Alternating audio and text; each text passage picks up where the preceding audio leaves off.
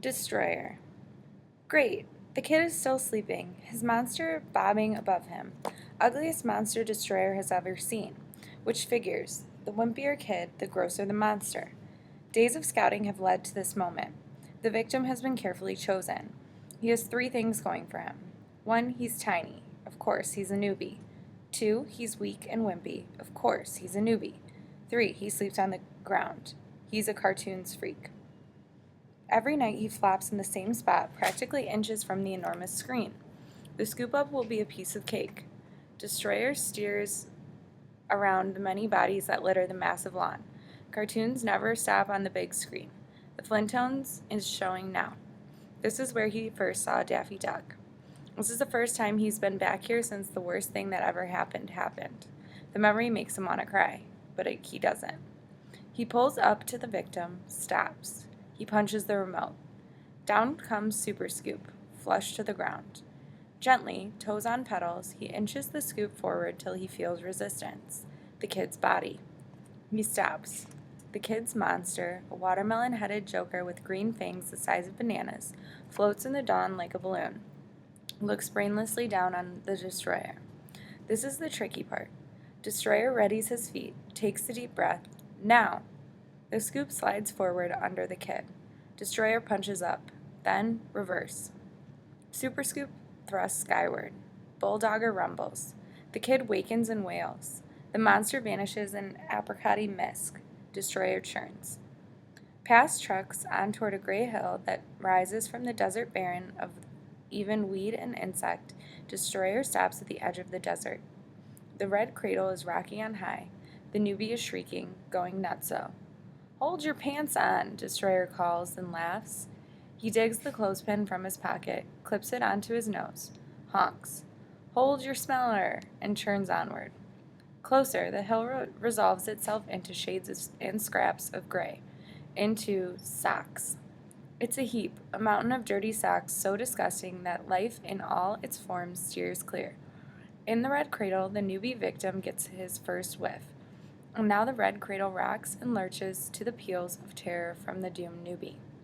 Breathing through his mouth, Destroyer turns on. The air itself becomes gray, mossy. Destroyer doesn't bring Bulldogger to a halt until the front tires are noodling into the flank of the monstrous heap. He wishes he'd brought cotton for his ears. The screams are deafening. He lowers Super Scoop till it sways a mere body length above the gray slope, which close up seems to be rolling from the power of the stench. He reaches for the remote. He punches flip. The red cradle abruptly turns upside down. Into the unholy heap falls the newbie. Destroyer backturns, turns and pedals off so fast as his legs will go. He discovers it's almost impossible to pedal hard and laugh at the same time. Jack. 3 amigos leave 2 bikes in the brush at the foot of the hill. If one can't ride, nobody rides. Sunlight is sour on the tongue. Squinting in the yellow dust, Jack says, let's split up. Cover more terrier that way. Rippin', says Dusty. What do we do if just one of us finds her, says LeJoe. How many you need to stop a girl, says Jack. Yeah, LJ, says Dusty, grinning. Want me to come with you, 'cause you need help, amigo? Jack pokes them both. Just do it, I don't care how. Just get the bike back. They start off in 3 directions. LeJoe mutters something. Jack stops. What? He said on foot, says Dusty, swallowing a giggle. Jack stares. Okay, fine. LeJoe, just stay here. Go lie down there in the weeds and kiss your bike. LeJoe sniffs. No. No? What no? No, you ain't my boss. None of us is boss. We're equal. Jack and LeJoe commence a stare down, neither knowing what to say next. After a while, LeJoe's eyes drift to the side, causing Jack to turn.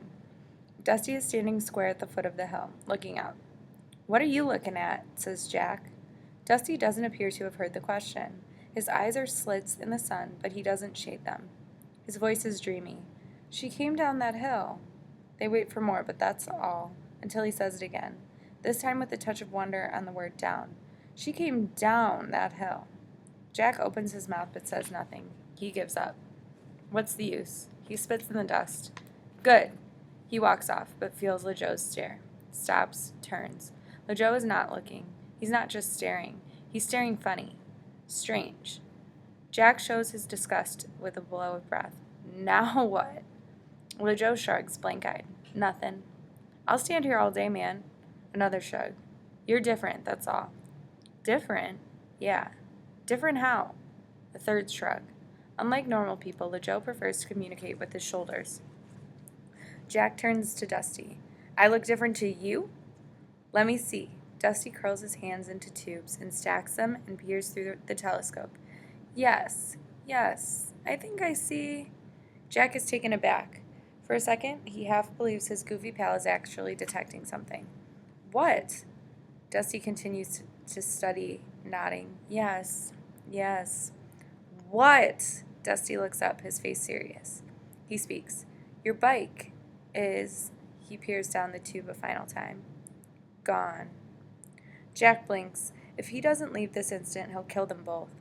He turns and heads off and hears something. Something far away. A sound he's never heard before, and yet he somehow knows. He thinks to turn, ask them if they hear it, but they're busy yucking at Dusty's big joke. He doesn't look back. He knows they're already heading off in other directions. He's in too bad a mood to say it out loud, but he knows, in their own bumbling ways, they'll try. He walks. It feels weird, walking. He can't remember the last time he did it. Running, yes, baseball, football, races, horsing around, always running. But starting the day he mounted his first nag, he's never walked anywhere longer than back-to-back spits. He's forgotten how slowly the world inches along when you're walking. He's forgotten that walking, specifically walking by yourself, leads to thinking. He remembers the day Screamjet came into his life. The three of them, himself, Dusty, LeJoe, were idly cruising the Great Plains when the wild herd went thundering by. The amigos pulled up to witness this awesome spectacle, unconscious grins on their faces. The magnificence, the unbridled wildness. The dust plume they raised shone golden in the sun, as if celestial cloud had just then set them down from their home in some paradise of gods. But what got Jack's attention most on that hot and steamy day, iced him as surely as if a slushy Hokey Pokey had been dropped down his shirt, was the sight of the leader, a stallion the likes of which he had never seen in all his days, a black and silver beauty who led his mustangs as regally as any emperor. The amigos sometimes amused themselves by chasing down and roping an old grandpa straggler, then releasing him with a laugh. Stories of prime mounts taken from the wild herd were legendary and rare. Most kids rode hand-me-downs. Jack wasn't even that. It was bent, a wobbly, wheelie misfit he should have scrapped long ago. He dismounted. He grabbed his junker by the handlebar post and mangy saddle and hurled it across the parched land. He shoved Dusty from his nag, climbed aboard, and took off after the golden cloud. For in those brief seconds he had for the first time seen both his own miserable condition and his glorious future. Normally it was phantoms or maybe history the wild herd fled from, and the flights, though many, were brief, as these things come and go. But this was something else. This was a boy riding, not just a bike, but a mission, and what he lacked in speed he made up for in got-go. It wasn't long into the chase before the cloud broke into spatters and all but the leader peeled away, and it came to Jack, sharp and solid as a bat fat on the fastball, that the herd was quite unaccidentally leaving the field to the two of them and their shared destiny. Jack bore down. Sweat popped from his eyelashes. His cap was gone. All his fire funneled down to the balls of his feet, which he had to mightily concentrate on, or they'd go flying off the pedals. Across the crackling plains they raced, the stallion a home run poke ahead, when all of a sudden it slowed down and stopped, and turned to face its pursuer. Jack pulled up, shocked, puzzled. He looked behind, looked around, saw nothing but great plains, nothing but dust and smears of wild rye and tumbleweed. Dead ahead stood the great beast, perfectly still, at once magnificent and terrible, emitting a faint, silvery radiance that Jack swore he could hear. The tires where the rubber met the dust were faintly heaving. Steam rose from the black leather saddle. Somewhere a coyote howled. Every atom of the steed was aimed at Jack. Was it going to charge? The stallion was now moving again, moving forward, slowly, unmistakably, right for him. He foot-pushed Dusty's bike backwards. He took the front wheel to 2 o'clock. He pressed one foot down, ready on a high side pedal. And on that morning of surprises, experienced another. Fear did not come. Feeling unright, he reached for fear, but it was not there. He blinked. Onward came the stallion.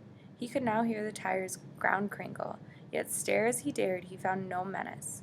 In goggle-eyed, gape-mouthed shock, he stood there like a dummy as the steed advanced until in all its imperial presence it stood no more than 2 feet in front of him. And somewhere in his mortal brain a miraculous thought unfolded like the morning wings of a dragonfly. I have been blessed. Something in his undeserving, unremarkable boy's self had apparently caught the eye of the king of the plains, and the king was doing no less than conferring on him a kind of knighthood equals. Well, Jack smiles to recall, with a small condition, for as he shed Dusty's nag and curled his trembling fingers around the steed's regal ribbed handle grips, as he solemnly placed his left foot in the left stirrup, and as he brazenly swung his right leg over and settled into the sun-warmed saddle, the king rose up on its hind wheel, pawed at the clouds, and proceeded to give him the fright and the thrill of his lifetime. Thinking back on it later, Jack decided that it would have been an insult to the law of the plains for any great wild one to submit without a fight, even to an equal. A steed must be himself. A rider must prove himself.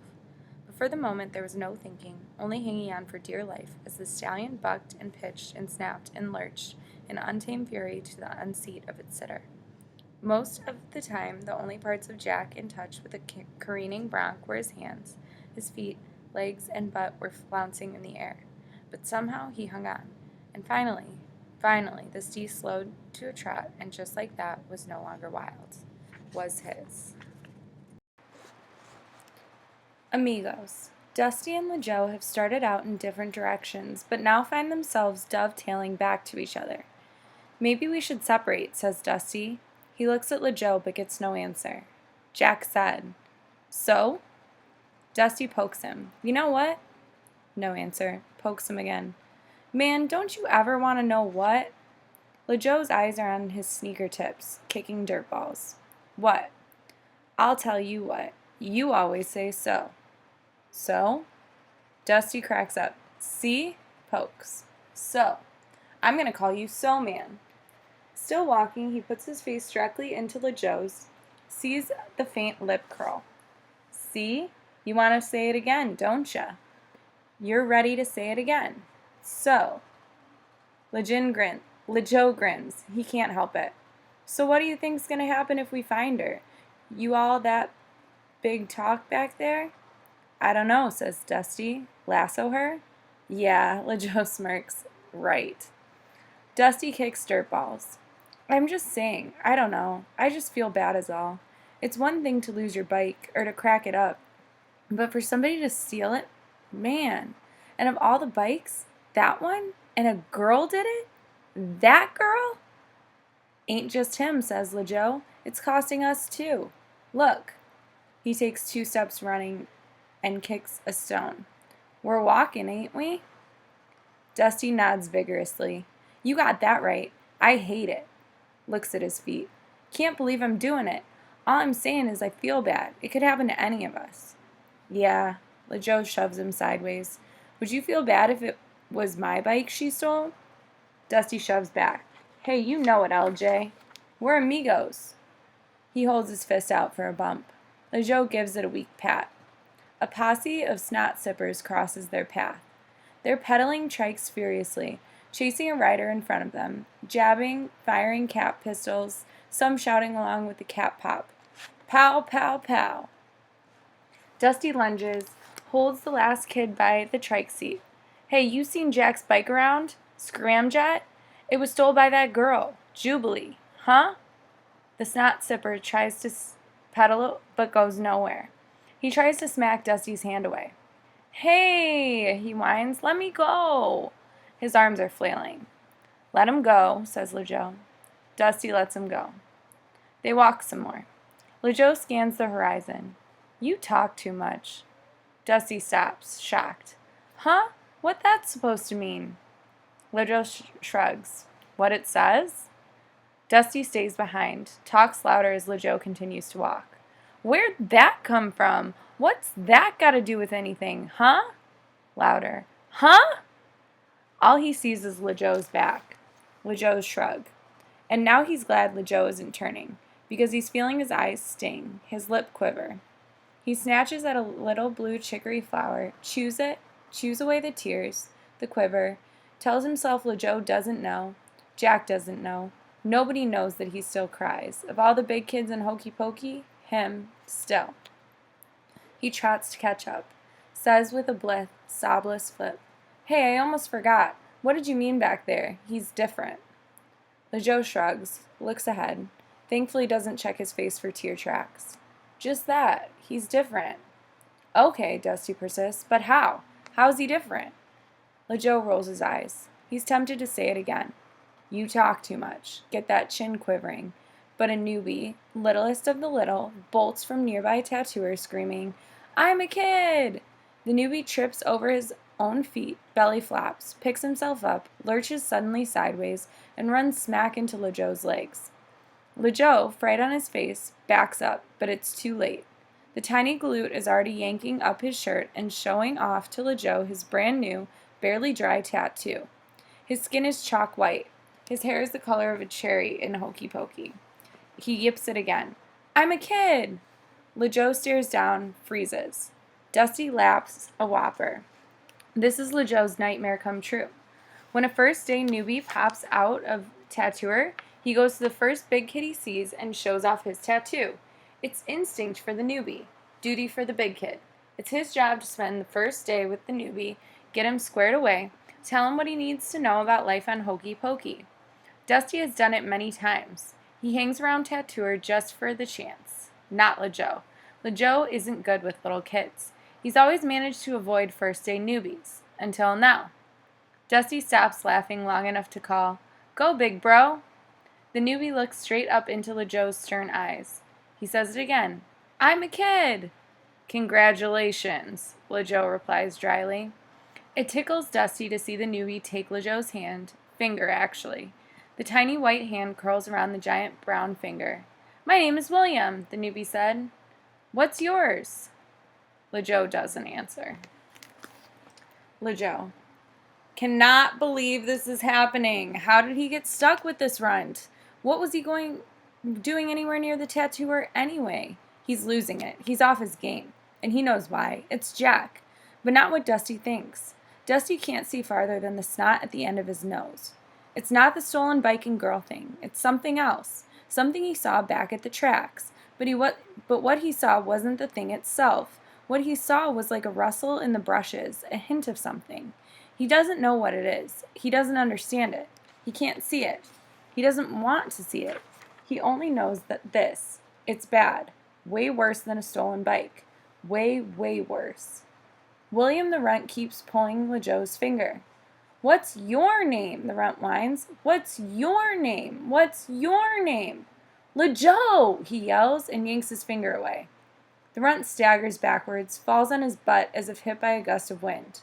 The runt is getting ready to cry, but sees LeJoe is laughing.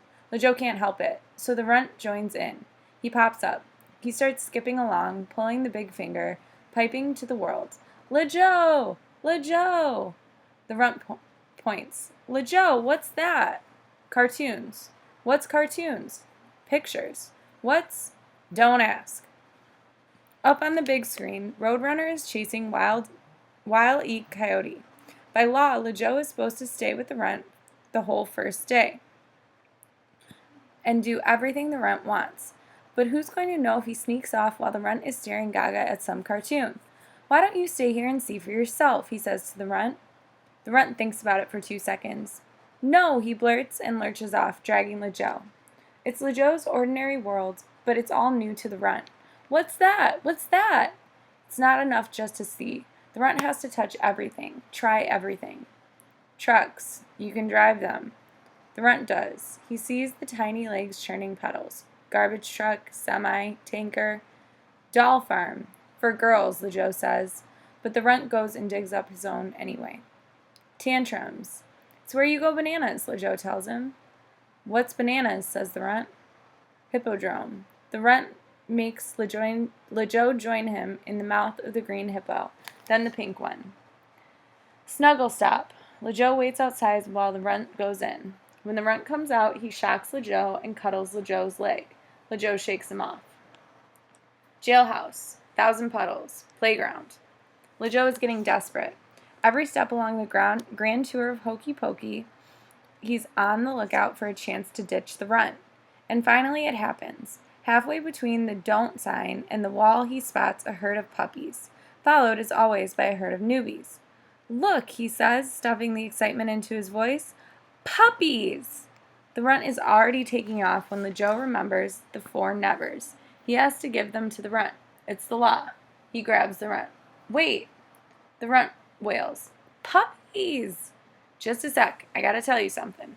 With the runt squirming in his hands, LeJoe recites, never pass a puddle without stomping it. Never go to sleep until the last minute. Never go near the forbidden hut. Never kiss a girl. Okay, go. William the runt runs screaming after the puppies. LeJoe scuffs dust, walks. He sees something in the distance on the Great Plains. He shades his eyes. It's a dust puff, rolling across the shimmering vastness, too small to be a Mustang herd. And now he hears it, a mere speck of sound riding the morning breeze off the mountains. His boy ear identifies it instantly. Girl, whoop, happy. Jubilee. Rides. Destroyer. If everybody wasn't already awake, they sure are now thanks to the racket from the kid in socks. The kid is heaving and screaming, help, help, as if he is drowning. All the Dumbo has to do is stay calm, hold his nose, and roll himself down the slope and onto the flat land. But of course he's too panicked to think of that. He is, after all, just a newbie. Destroyer removes the clothespin from his nose, takes the sniff test. He's a good 5 frog flings away, and still the reek is strong. He replaces the clothespin. He climbs out of the cab and sits on the roof. Good place to enjoy the show. Little kids are coming from all directions, attracted by the racket. None get any closer than Destroyer. They're holding their noses, turning blue, some of them. Don't go no closer, a voice honks. Other voice calls. Hang on, Henry. Breathe through your mouth, Henry. What impresses Destroyer is this. So many kids come running. Newbies and snot stippers and silly nillies and gaper gums. They're forming a giant circle around Socks, around Henry. Where were they when the big kids came for Destroyer? Back when he was Harold. Back when it was him and Daffy and the heck with the rest of the world. How he loved that thing. It was the only toy he needed. The pedals were webbed feet just like a duck's, the back scooped out like a ducktail. But the best part was the front fender, which was Daffy's duck bill. It not only looked like Daffy's bill, it acted like Daffy's bill. Whenever he mashed the big, soft, red button, the bill flapped open and came the sound, yak, yak. That was pure Daffy. The whole thing was yellow. Didn't bother Harold that the color was not black like the real Daffy. As far as he was concerned, he was aboard the real Daffy. Yak, yak, not a tricycle. They came out of nowhere. One moment, he was riding happily through 1,000 puddles, and next thing he knew, there were cries of runt, and he was hanging upside down. Somebody had him by the ankles. He was looking at 3 pairs of ratty big kid sneakers and hearing a hurricane of laughter. One of them somehow squeezed himself onto Daffy, knees out like wings. One pedal turn and the trike broke with a sickening snap. This made them laugh even harder. He was passed from hands to hands, swung like he was a swing, his pocket treasures raining to the ground. They dunked him headfirst into one of the puddles and headed off staggering. They were no longer laughing. They were gasping. Oh man! And oh wow! As he crawled out of the water. He wondered what it must be like to be so totally happy that you use up all your laughter. Then he cried. A kid, a trike, broken, both. And nobody came. Nobody came running. No mob of kids calling to him, bucking him up. Hang in there, Harold.